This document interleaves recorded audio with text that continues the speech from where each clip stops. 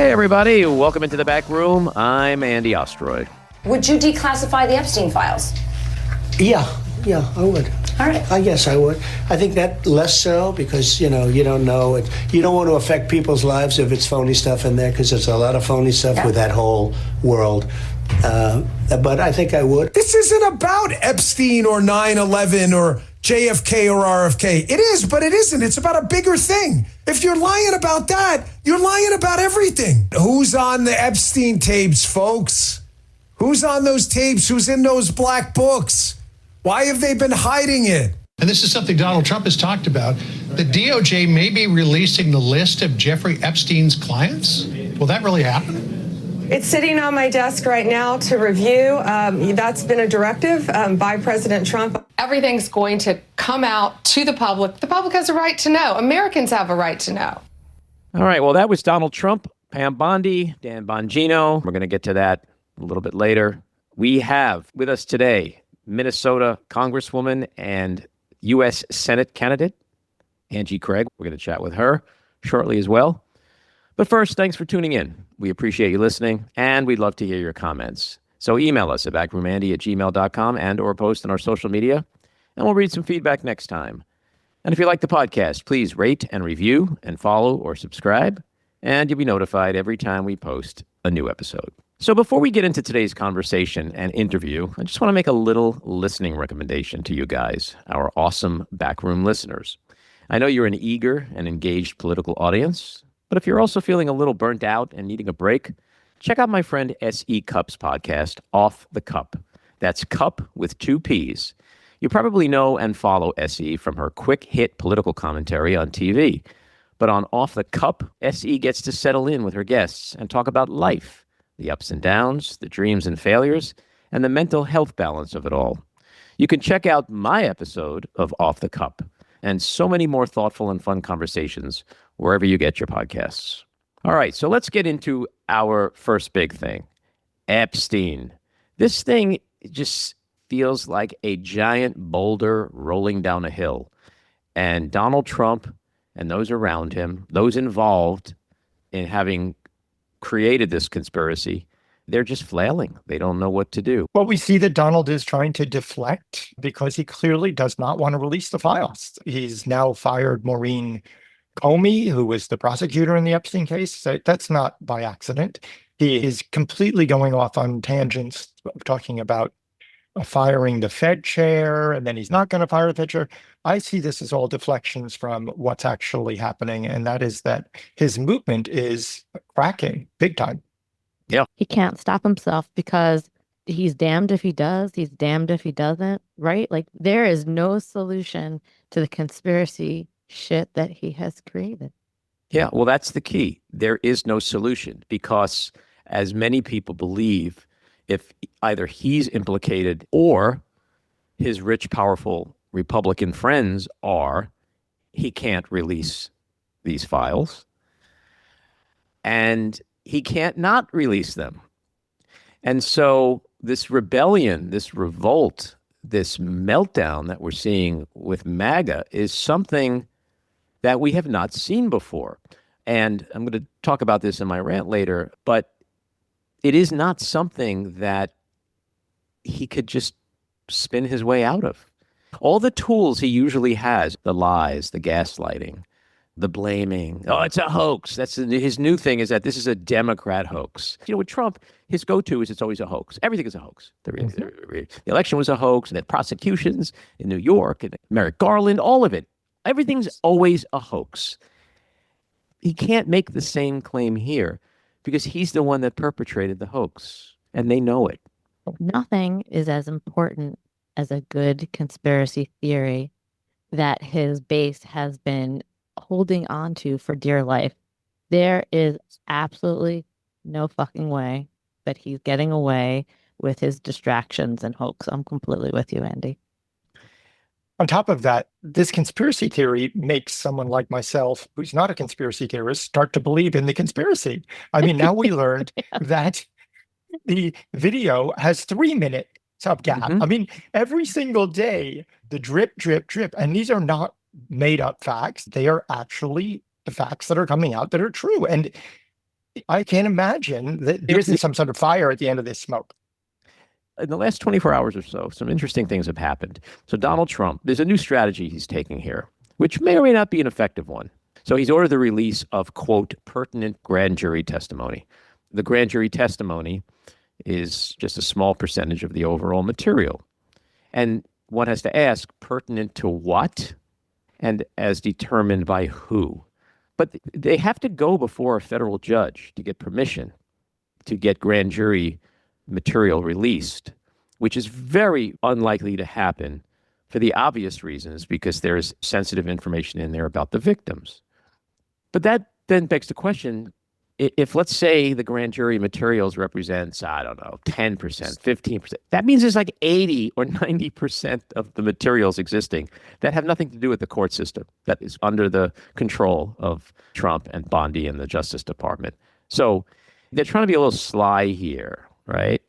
And where they're going with this, which is also classic on-brand Trump, he is now positioning it so that the narrative will be, hey, Pam Bondi and the Department of Justice and I went to the courts. We want to get this shit released. And it is those rigged courts and those rogue Democrat judges who are saying no. So we tried. Another thing that happened yesterday was this brouhaha now with the Wall Street Journal and Rupert Murdoch. They dug up a birthday letter that Trump sent to Jeffrey Epstein, where he says, quote, happy birthday, and may every day be another wonderful secret. So he's, of course, pissed off now. Long post last night about the Wall Street Journal, and Rupert Murdoch said, quote, I'm going to sue his ass off. And the excuse they give is like, everyone knows he doesn't write like that, or he doesn't draw. Everything they do and say makes him sound more guilty, because the excuses, the justification, the reasoning just ends up sounding more illogical, irrational, and desperate. But the thing that I'm focusing on the most, I don't know if you guys have seen this, but his neo-Nazi pal, Nick Fuentes, put out a video because Trump is saying, all you people that are outraged over Epstein, I don't want your support anymore. And he's like, quote, fuck you, you suck. You are fat, you are a joke, you are stupid, you are not funny. You are not as smart as you think you are. This just goes to show this entire thing has been a scam. When we look back on the history of populism in America, we are going to look back on the MAGA movement as the biggest scam in American history. And this is my favorite part, kids, and the liberals were right. The MAGA supporters were had. They were. That's not Bernie Sanders talking. That's Nick Fuentes. I mean, It's delicious in every aspect of the word. It is like gluten-free delicious. It is unbelievable. And so there's no denying what's happening out there. And now House Republicans last night agreed to lay the groundwork for a potential vote, which would call on the Justice Department and Pam Bondi to release all these materials. Now, the question I have for you guys is, do you think that the inner circle folks, the Steve Bannons, the Loomers, like Laura Loomer came out and said that this Wall Street Journal thing is a hoax. So she's flirting again with defending Trump and all that. But do you think that they will maintain the position they've had, the insiders? Or is there really a break on that level? Is there really a civil war on that level? I think there is a civil war. Nick Fuentes is one piece of it. Pretty much everyone from Megyn Kelly on has said things about this being released. I don't know why they're attacking the Wall Street Journal, because I don't think they realize that the Wall Street Journal was probably going to drip this stuff out. And this was the first drip, just like the Atlantic, when it was challenged to release the signal chat. They said, okay, you really want to see it? Here it is.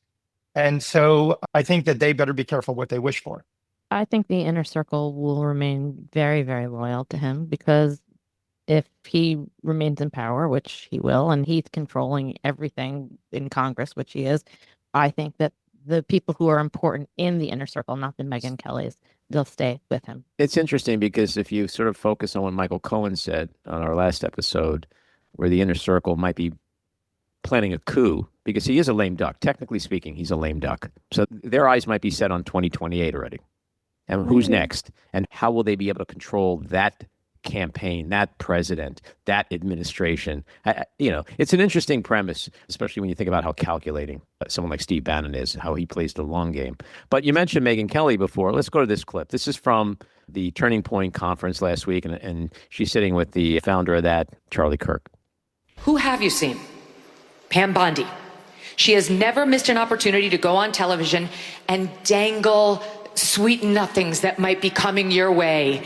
Try to lead you to believe that she's got it. It's on her desk. It's coming tomorrow. You're going to see something on Epstein. And it was a tease. So you either believe that Pam Bondi was telling the truth then or that she's telling the truth now. But both cannot be true.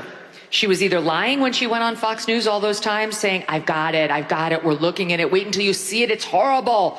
Or she's lying in her 2-page memo that they released on a Sunday night at the tail end of a holiday weekend to Axios, as if Axios is where we all go for our news. Hell no. She went to someone she knew would not kick the tires on the story, and without signing the memo, dropped it in the dead of night and said, that's it, take the crumbs and be happy. Make some noise if you care about the Jeffrey Epstein scandal. Raise your hand if it matters a lot to you. Raise your hand. So every hand of 7,000 people. Everybody cares. A lot. I said a lot. Every hand. So that's some pretty powerful stuff. But the most important thing to take away from that is they took a poll in that room, 7,000 people. Every single one of them is not happy with how this is being handled. Those people, they're not going away. They're not going to be like, oh, Democratic hoax? Okay, fine. Like, it's just not happening that way. And even though some in the media ecosystem might eventually turn and start supporting Trump again, not all of them will. But here's where I think it gets really interesting. The podcasters. These are the people who helped spread his message in a way that certainly, in my opinion, poisoned young men, poisoned a lot of people. You're talking about the Joe Rogans, the Benny Johnsons, Andrew Schultz, Theo Vaughn. These people, they have a job and they make money from their podcast. And the way they make money from their podcast is by them being credible, at least to the audience, and being consistent. And they cannot flip. In fact, if you've been watching and listening to anything a lot of these guys have been saying over the last week or so, they're getting deeper into it. They're not letting go. So it really is a major existential crisis for this president and this administration. And for the first time since he's entered the political arena, his shit ain't working. All the usual defenses, it's just not working. So it's really going to be very interesting to see where this goes. If these people start to realize this thing, which is the blood that runs through MAGA's veins, the thing that brought us to Trump and the major promise that he made to us is bullshit, then is everything else he told us bullshit? Is the 2020 rigged election bullshit?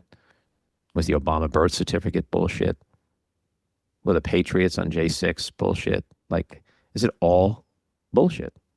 And that's certainly what it looks like. Can I play Debbie Downer for 1 minute? Sure. Okay, so everything that you say, like, I agree with. But where are the brave congressional representatives and senators? Why aren't they listening to this? Well, they Where's are. the That's why they may be moving forward a bill. They're seeing this and they're watching it and they're hearing. They're not stupid. They're calculating. So right now what they're doing is they're doing more calculating. They're sitting on the sidelines going, no, we can get away with it. Oh, maybe we can't. Oh, shit. Oh, it's Tuesday. This changed. Oh, fuck. Now it's Friday. Oh, fuck. Maybe we can't get away with it. Maybe we should push a bill, put it to the floor. Like, that's all they're doing. Speaker Johnson said the other day he wants to see this stuff released. There's a lot of Republicans who want to see this shit released. The last thing I want to just quickly mention is this Stephen Colbert thing, which is just unconscionable. He announced last night that he just found out that CBS is canceling his show, Late Night with Stephen Colbert. CBS, which is owned by Paramount, which is looking to complete a merger with Skydance, an $8 billion merger. And CBS, they settled with Trump in the 60 Minutes case. Now people are wondering, Was part of that settlement also that they have to shit can Stephen Colbert? Or was he shit canned because a couple of nights ago he criticized them on air for making that deal? So it really looks like this termination is so politically motivated, and it's vomitous. All right, let's get to our winners and losers. My winner, Russ Vogt, for following through with his Project 2025's playbook with this week's episode of Dismantling the Department of Education. My loser, Congressional Republicans capitulating their power of the purse to the executive branch.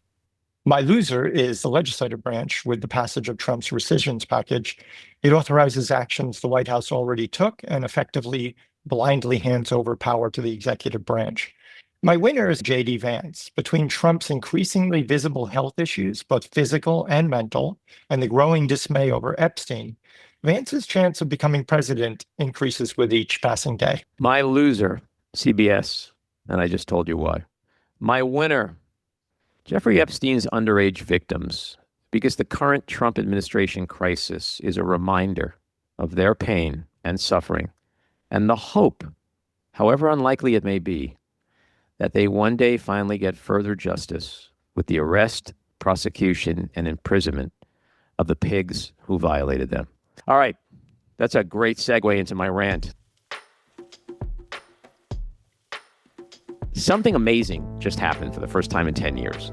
Donald Trump has shot someone on Fifth Avenue, and supporters are screaming, "Hey, stop that man! He just shot someone!" We are indeed in uncharted territory. We're not only witnessing MAGA's stunning rebellion against dear leader, but Trump is spewing derogatory insult after insult at those who, for a decade, have pledged undying loyalty to him, but are now outraged and feeling betrayed over his handling of the Jeffrey Epstein situation.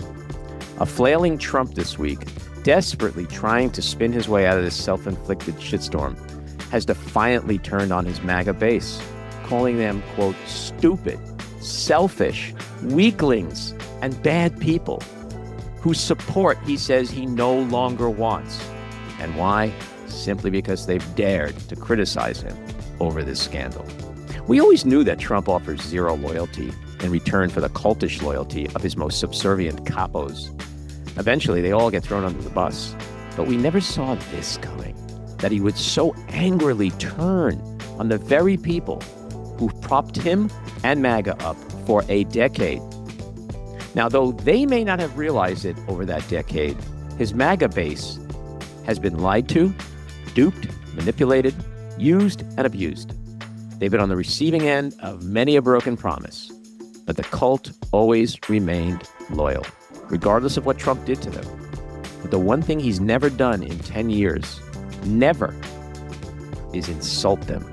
They were always 100% aligned. And now he's insulting them repeatedly, as he's done in the span of just a few days this week. But there's no mistaking that something very different is happening right now. Something Trump cannot lie, spin, or gaslight away. He can't blame it on Democrats, though he's trying. He can't blame it on anyone, because it's a beast he created, a beast he fed, and a beast that's now devouring him. And he knows it, and he's panicked, which is why his Epstein narrative changes every day now. But he's boxed himself into a corner, and he can't seem to find his way out. He's unable to answer the one obvious question: why won't the smallest, pettiest, meanest, most vindictive, and perhaps most powerful president in history satisfy his rapacious base by honoring his promise to release all of the incriminating evidence against the evil, perverted, deep state Democrat elites, especially if, as he claims, he's not implicated in those files? Trump rules over all branches of government with a loud, threatening mouth and an iron fist. So there can only be a few logical, rational reasons why he won't release everything or prosecute the guilty and bring a natural end to the conspiracy he created. And none of those reasons are good for Trump or the Republican Party.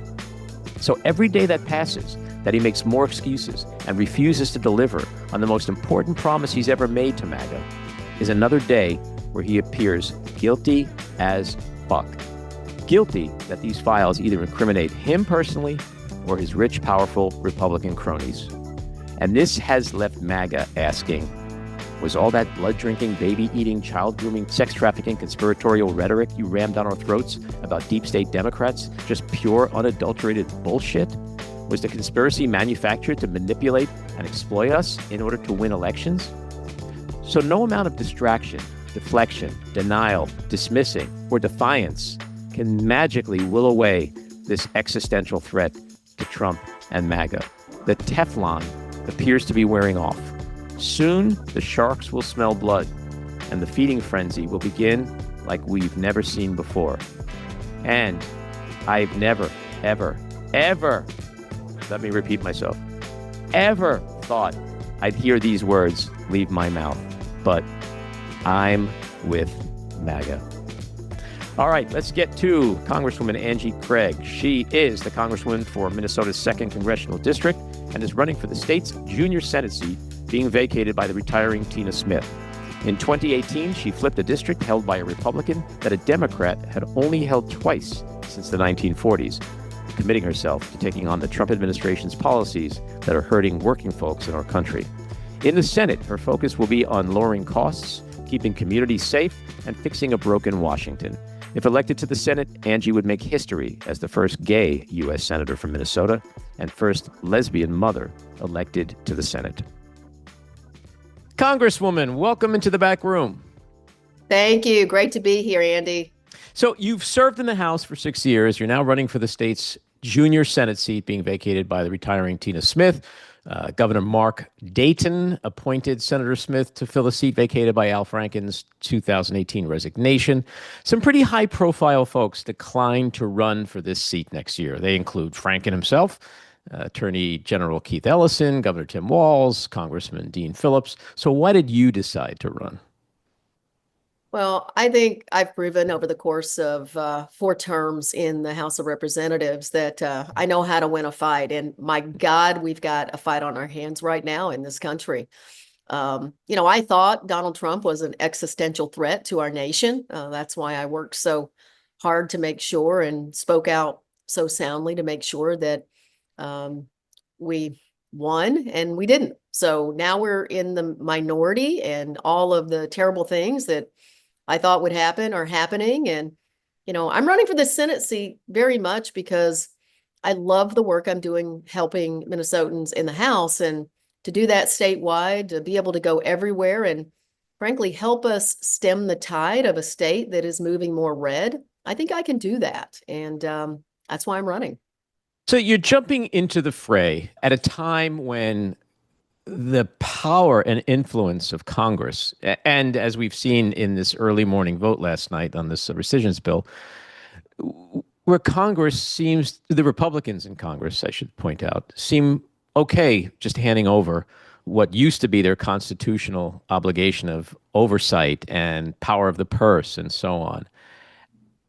If you win next year and you go to that chamber, what do you predict it's going to be like, and will you be able to get anything done? Well, unfortunately, I think the Senate is becoming, more and more like the House that I've served in, where there are more crazy people who are more interested in getting clicks on social media or sucking up to Donald Trump than they are getting good policy through. I do think because of the filibuster, in the minority, senators do have a better opportunity to shape things. And, with the House, you've got these factions in the House like the Freedom Caucus and the so-called moderates on the Republican side. We're calling it now in our signal chain, the cave caucuses. Like, they cave no matter what they're opposed to. In the end, they cave to Donald Trump. And I do think in the Senate, there is still more room, not only because you don't have to run every 2 years, but because of the filibuster.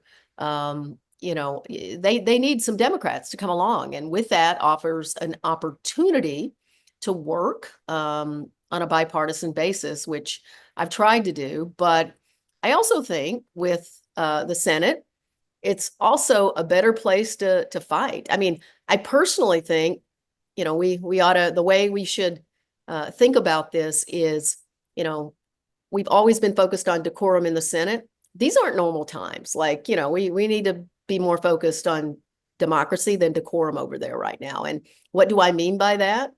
There's a lot of procedural tools that senators have at their disposal that House members don't have to really choke the worst of what Republicans are trying to ramrod through the Senate. And so, it's this strange thing. And I've used this analogy before. Andy, I was at my with my 2-year-old grandson, and he was running around the Lincoln Memorial with my son and his wife recently. And my son asked me, why is one of Lincoln's hands extended and the other looks like it's kind of in a fist? It actually occurred to me at that moment, that's how we have to be in the Democratic Party right now, right? Ready to fight at every turn on the terrible policies this administration is trying to put forth. And at the same time, in two ways, I think about it, ready to extend our hand and, work where we can, but also extend our hand to work to bring some folks back to the Democratic Party, because the truth is we're not winning national elections anymore. We're not winning battleground states anymore. I worry about Minnesota's Senate seat. This state's been moving red over the last several years. We almost lost 2 statewide races 4 years ago, and the state's only become more red. So, you want to really stop them, you got to win elections. And I've won 4 really tough elections. I know how to do that. Yeah, and you're right about the fight. In fact, Senator Alyssa Slotkin of Michigan this week came out and said that very thing, that the party just needs to stop being so afraid. And personally, I don't know if they have it in them. I say that as a Democrat, a hopeful Democrat. So what are the issues that matter to you most and that you will be fighting for? So there are 2, I would say, planks that I've always run on, that I'm going to run on as a U.S. Senator as well. And by the way, Alyssa and I came in together in that beautiful class of 2018, and we all came in as fighters saying, oh, hell no, Donald Trump is our president. We're all going to step off the sidelines and run for Congress. But to me, there is an affordability crisis in this country that Democrats don't talk enough about and don't have enough good ideas, new ideas to address. And so that's something, whether it's housing or healthcare, whether it's childcare, whether it's food cost. I've helped start a group called Majority Democrats, which is a little bit outside of my candidacy as a U.S. Senator, but very obviously consistent with it, that we actually need some new, bold ideas. And actually, we need to get them done when we're in power. People are frustrated by that. But focusing on economic issues, on the affordability crisis, I think, that speaks across all ideological spectrums of the Democratic Party. The other thing, and I'm going to piss off some Democrats right now, just so you know, that's pretty normal for me. We look like the party of the status quo to the independent voter right now. I've always run on, why in the hell do members of Congress get to trade stocks on the public market? Why in the world do they let members of Congress be lobbyists, registered lobbyists, and come back and lobby me after we leave our office or retire? Why in the world, when we had a trifecta, didn't we do whatever we needed to pass voting rights and to end Citizens United? Why in the world have the last 8 House members who died in office been Democrats? Like, our people, my colleagues, they just, they try to live long enough to be the chair of a committee, and you end up with people who, frankly, should have retired a long time ago, still serving in the party. And from a reform perspective, I'll say, term limits for committee chairs, that would do a lot to disincentivize sitting in place forever. So, number one, the affordability crisis, big topic. We should talk all the time about it. We need new, bold ideas. And then number 2, we cannot be the party of the status quo. And so we've got to have some big, bold ideas in order to address that and rebrand the Democratic Party. Well, you're a centrist. Voters seem to be enamored of late with progressive voices. The rising popularity of Bernie Sanders again, AOC, and New York City's mayoral candidate, Zohran Mamdani, indicate a possible pendulum swing to the far left. Now, you mentioned something before about your state, flirting with becoming red. Being a centrist, I gather, has bode well for you in your state and may continue to. But do you think, with regard to the rest of the country, is there room still in this party for centrism? So I think, when people try to define me or any other member right now, and I think Senator Slotkin and I have had this conversation. I don't think these ideological center, left, right conversations are as relevant as maybe they once were, because this is definitely a populist, anti-status quo moment in time. And for those of us who've been winning, we've recognized this, a lot more broadly. And I think that's what progressives run on too. The policies that work in Manhattan may not work in greater Minnesota, but the focus on the affordability crisis and being seen as taking on the status quo in the Democratic Party, I just named you 4 or 5 reform items. Hey, that's consistent with a lot of what my progressive colleagues are talking about. So I think these labels that people give us are less relevant than they once were. And I also think for me, I've always been a little bit harder for people to define. For example, I support strong border security. And at the same time, I support path to citizenship for people who've lived here for a long time and they've worked hard and they paid their taxes and they've served in this military. And certainly due process for those folks that the current administration is illegally deporting without due process. So, and every single vote I've ever taken has been pro LGBTQ. I'm married to a woman. We have 4 sons. I have, 3 little grandsons. I think I'm harder to define than people realize for the people back home. And I really think, these definitions we give ourselves, it's a little bit out of favor. But, I've always tried to talk about myself and my family just like any other politician would. My wife and I and our 4 sons. I've been very open, but I also haven't leaned into identity. I've leaned into what's important to my constituents. It's affordability issues. It's the cost of prescription drugs. It's the cost of food in our country. It's monopolies that are jacking up cost. And I think in that way, it's kind of interesting because I think as Democrats, we got to be careful right now because we need a Big Tent if we're going to have majorities. We do. Like that is the art. If you look at the movement of our coalitions away from us, we got to make sure, and we got to go back. And I won independent, non-college educated men in my last election. And that's a group that is moving away from Democrats. And, why is that happening? And those of us that it's not happening to, what are we doing a little bit different? So if you're going to win, if you're going to be in the majority, you got to be able to win in tough places. And I think you're 100% right because the lines have blurred so much over the last few years. We're living in an age now where conventional wisdom is out the window. And the issues that you talk about are the issues that are facing most people in this country. So it's to me, centrism is not a pejorative. Centrism, in a way, is just logic and living in a real world where you have to work within a system. You can get in the system, change the system, but I don't think the pendulum swinging way to the right or way to the left is the answer, because I don't think that's where most of the country is. Well, So it's not, and it's not where you get anything done, because if Right. if I'm going to sit here in Washington and wait for any bill to be perfect, then, there's no use in being here because no bill is ever going to be perfect. If we can make progress toward our values, let's do it. Yeah. So your closest primary competitor is Lieutenant Governor Peggy Flanagan. People call her a progressive. Okay. I won't say whether she is or she isn't. But what would you say are the key differences between you and her? And what are the issues you believe? I know you mentioned a bunch of issues before, but issues that may be of interest specifically to Minnesotans. Well, so I know the lieutenant governor. We have campaigned, on the same stage during elections.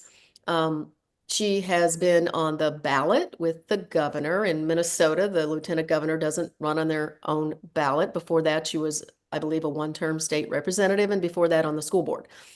I've been in Congress for 4 terms now. I've run 5 elections in a congressional district that has been in Republican hands for 3/4 of a century. So took out a Republican, I've been able to hold it. And maybe most importantly, in Minnesota, we call ourselves the Democratic Farmer Labor Party. And if you want to win statewide, you cannot ignore any 3 parts of that coalition. And the truth is that farmer and labor has been moving away from Democrats in recent years. The reason I won my last election by 14 percentage points in a district that leans Democrat by 1 point is because I go everywhere and I talk to everyone. Those Republican farmers, if I can get a good ag group together, I'm not going to win them all. But if I can win 3 to 5% of people who will vote for me, who wouldn't vote for any other Democrat, then that's how we win battleground states. That's how we win a national election again. And so if you look at the 2 of us, I think most observers would say, hey, I'm the head of the Ag Committee. I came back from my last election, and from 12 down on the dais, I said, to hell with it. I'm running for the top position on the committee. And no, I'm not going to sit in line for 40 years. I'm going to run. And I won.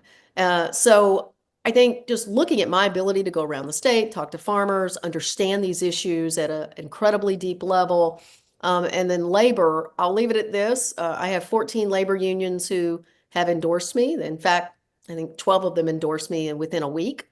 And we had to push some of them. I'm like, I'm not in the race yet. Don't endorse me. And I think the lieutenant governor's got 1 local endorsement. So, I'm going to go everywhere, talk to everybody. It is a statewide race, and that means you got to go out and listen to everybody. And in that way, I think I'm proving that I'm outperforming the top of the Democratic ticket in Minnesota right now. And my goal would be to run statewide and be able to do the same. Yeah. And Axios reported this morning that you've amassed a war chest twice the size of Flanagan. Why does this matter? How important will this be to you? Well, look, I've run 5 races where, I'll give you an example. In 2022 alone, $32.5 million was spent in my little congressional race. Mm-hmm. The reason the money matters is because we use it to communicate to voters. And Republicans, whoever is at the finish line, will beat the hell out of the Democrat at the finish line. They will view this open seat in the Senate as an opportunity to take another Senate seat, and especially because the state's been trending red. And, after 5 races, almost $90 million has been spent. They have put everything on TV that they could possibly try to stick me with. And I always tease my colleague Tom Emmer, I just keep winning by more. So I think if you're thinking about the money, like I would love to end Citizens United. I would love campaign finance reform in this country. But at the end of the day, this is a system we got to win in.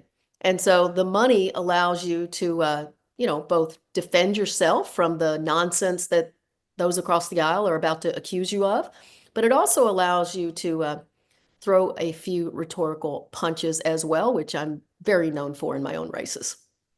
And I guess what I'm sort of driving towards is, does it matter as much as it used to? When you look at all the money Democrats spent last year, you look at the boatload of money Elon Musk put into your neighboring state's Wisconsin's Supreme Court election.